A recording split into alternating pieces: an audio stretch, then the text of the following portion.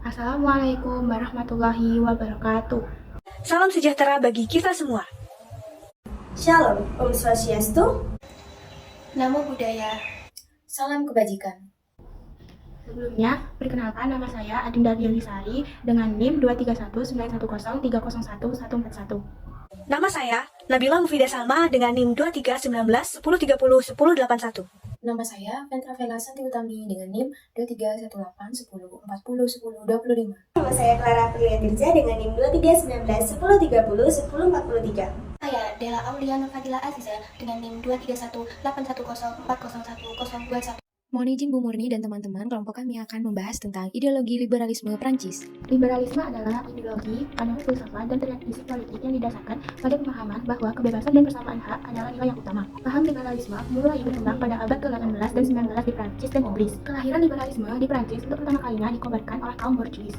Liberalisme dilatar belakangi adanya ketimpangan dan kesenjangan yang sangat mencolok dalam negara yang telah mengakar sekian lama di Prancis. Sejak abad ke-17, pemerintah Prancis terlalu banyak mencampuri masalah kebebasan ekonomi yang mengakar ekonomi perdagangan. Sebagai akibat sejarah masa lampau, terdapat pemisahan dan perbedaan yang sangat kentara antara golongan di Prancis. Golongan 1 dan 2 yang terdiri dari kaum bangsawan dan alim ulama memiliki banyak hak tanpa kewajiban. Dan golongan 3 yang terdiri dari kaum borjuis kaya raya dan rakyat biasa tanpa hak dan penuh dengan kewajiban. Golongan borjuis mengajak rakyat untuk menentang kekuasaan tak terbatas raja dan kaum bangsawan yang bertindak sewenang-wenang. Mereka menuntut kebebasan ekonomi. Lambat laun, tuntutan kaum borjuis tidak terbatas pada kebebasan dalam bidang ekonomi saja, tetapi juga dalam bidang politik dan agama. Puncaknya, pada tahun 1789 terjadilah revolusi Prancis yang menjadi awal terbentuknya golongan liberal. Liberalisme kemudian menyebar luas ke berbagai negara lainnya di Eropa dan mendapat banyak dukungan. Secara garis besar, kelahiran liberalisme dilatar belakangi oleh jenggahnya masyarakat terhadap kekuasaan absolut dan kesewenang-wenangan para pemimpin negara. Rakyat yang dipaksa tunduk haus akan keadilan dan kebebasan dalam berbagai aspek kehidupan, termasuk kebebasan ekonomi, politik, dan beragama. 4 unsur yang mendorong lahirnya liberalisme yaitu 1. Perkembangan ilmu pengetahuan. Ilmu pengetahuan menyadarkan masyarakat akan potensi, baik potensi individu maupun potensi organisasi. Dalam hal ini adalah negara.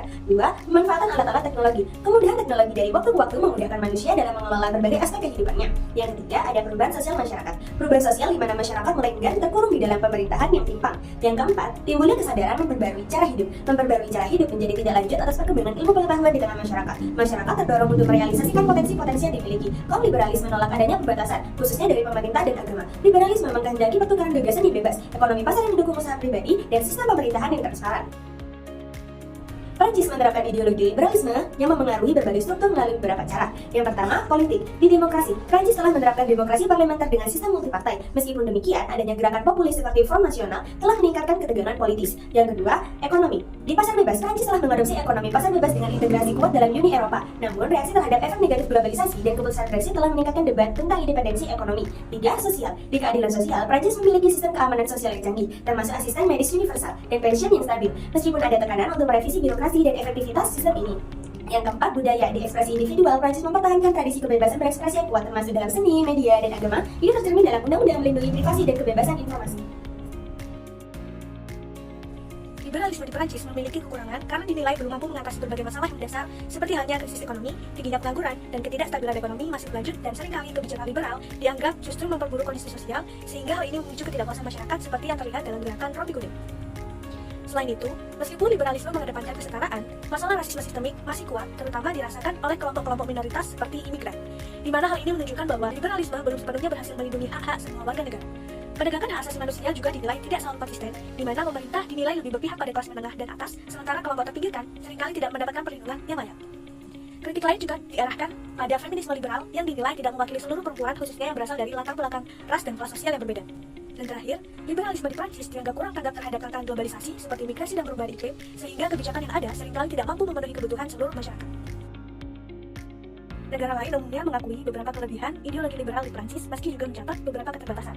Ideologi liberal di Prancis menekankan kebebasan individu yang tercermin dalam slogan Liberté, Égalité, Fraternité yang artinya kebebasan, kesetaraan, persaudaraan.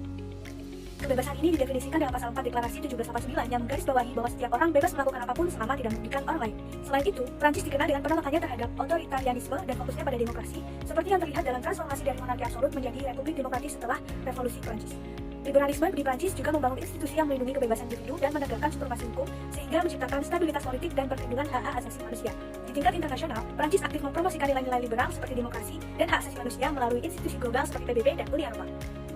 Menerapkan ideologi sekularisme seperti yang berkembang di Prancis ke Indonesia bisa menghadapi tantangan yang cukup besar karena perbedaan konteks histori, sosial, dan budaya antara kedua negara tersebut. Sekularisme di Prancis, terutama dalam bentuknya yang tegas, memisahkan agama dari negaranya. Hal ini sangat dipengaruhi oleh sejarah konflik antara negara dan gereja-gereja di Eropa. Di Prancis, kebijakan ini dilarang untuk menegakkan netralitas negara dan menjaga agar agama tidak mempengaruhi urusan publik, seperti terlihat dalam pelarangan simbol agama di sekolah-sekolah negeri, termasuk memakai jilbab. Namun, situasi di Indonesia berbeda. Indonesia menganut Pancasila sebagai ideologi negara, yang salah satu prinsipnya adalah ketuhanan yang Maha Esa, di mana mengakui pentingnya agama dalam kehidupan publik. Meski bukan negara teokratis, Indonesia juga tidak secara resmi menerapkan sekularisme yang ketat seperti di Prancis. Di Indonesia, agama memainkan peran sentral dalam identitas nasional dan politik, serta diakui secara resmi oleh negara dengan adanya pengakuan terhadap beberapa agama resmi yang ada di Indonesia. Selain itu, upaya untuk memisahkan agama dari kehidupan publik di Indonesia seringkali bertentangan dengan kenyataan bahwa politik agama sangat saling terkait. Banyak kelompok masyarakat termasuk organisasi keagamaan memegang pengaruh besar dalam proses politik. Hal ini menerapkan sekularisme ala Prancis kurang relevan atau bahkan dapat memicu ketegangan. Dengan demikian, ideologi sekularisme Prancis akan sulit diterapkan secara penuh di Indonesia yang memiliki dinamika sosial religius yang unik, di mana agama dan politik sering berkaitan. Kesimpulannya, liberalisme muncul sebagai reaksi terhadap kekuasaan absolut dan kesewenang-wenangan pemerintah dengan tujuan memperjuangkan kebebasan individu dalam bidang ekonomi, politik, dan sosial. Di Perancis, liberalisme telah mempengaruhi struktur politik dengan penerapan demokrasi, ekonomi pasar bebas, dan kebebasan berekspresi. Namun, ideologi ini juga menghadapi tantangan besar seperti krisis ekonomi, pengangguran, rasisme, dan ketidakpuasan sosial yang ditujukan oleh gerakan rompi kuning. Meskipun liberalisme berhasil mempromosikan kebebasan individu dan hak asasi manusia, ia belum sepenuhnya mampu mengatasi ketidaksetaraan dan tantangan globalisasi. Di Indonesia, penerapan ideologi sekularisme Perancis yang memisahkan agama dan negara menghadapi tantangan besar karena konteks histori dan budaya yang berbeda. Indonesia mengakui peran penting agama dalam kehidupan publik melalui Pancasila, sehingga sekularisme yang ketat tidak relevan dan dapat menimbulkan ketegangan. Ideologi liberal dan sekuler perlu disesuaikan dengan konteks lokal yang menghargai keberagaman sosial dan religius yang kuat. Cukup sekian yang bisa kelompok kami sampaikan. Terima kasih Bu Murni dan kawan-kawan. Jika ada pertanyaan atau sanggahan bisa langsung disampaikan. Wassalamualaikum warahmatullahi wabarakatuh.